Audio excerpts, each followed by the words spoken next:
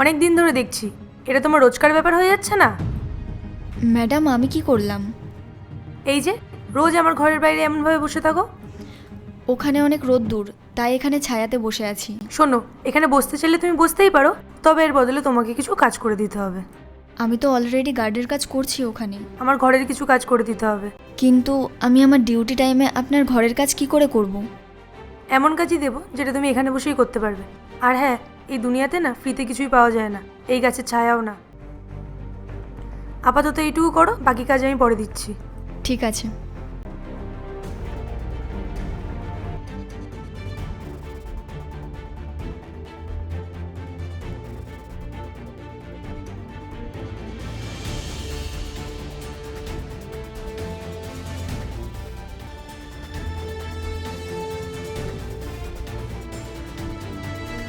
এই নাও। এটা কিসের জন্য? এতদিন ধরে তুমি আমাকে আমার ঘরের কাজে হেল্প করেছো, সেই জন্যে। না ম্যাডাম, আমার লাগবে না, আপনি এটা আপনার কাছেই রেখে দিন। কেন প্রয়োজন নেই?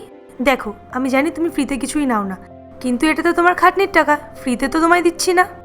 কিন্তু দেখো, আমিও একজন ওয়ার্কিং উইমেন, কিন্তু আমি আমার অফিস আর আমার ঘরের কাজ একসাথে সামলাতে পারতাম না। আর তুমি তো সেটা অনেক ইজি করে দিয়েছিলে। এটা রাখো প্লিজ। তোমার মাথা ঠিক আছে তো? তুমি আমার টাকাগুলো নিয়েছিলে এই জন্যে? তুমি কারণটা জানো না, তাই এমন বলছো। যদি জানতে তাহলে বলতে 10,000 তো অনেক কম, আরও বেশি দেওয়া উচিত। কি কারণ শুনি? এনে ধর।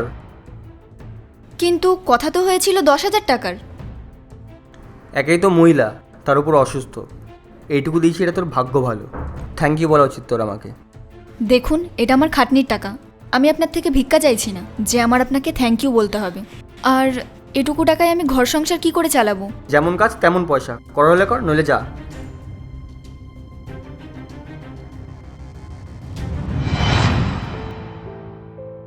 আমি যদি টাকাটা ওকে ডিরেক্ট দিতাম না, তাহলে ওর আত্মসম্মানে লাগতো, তাই আমি এভাবেই ওকে হেল্প করলাম। সরি পায়েল, আমি কোনো কিছু না ভেবেই তোমাকে এরকমভাবে বলে দিলাম। তবে এটা আমার ভেবে খুব ভালো লাগছে যে তুমি এত বড় একটা স্টেপ নিয়েছো। আমাকে তো এটা করতেই হতো।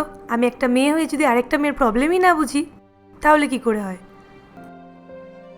আমাদের কোনো সন্তান নেই ঠিকই, কিন্তু যেভাবে তুমি মানুষের খেয়াল রাখো, সেটা দেখে এটা স্পষ্ট যে আমাদের ঘরে যদি কোনো খুশির খবর আসে, তাহলে তুমি অনেক ভালো মা হবে।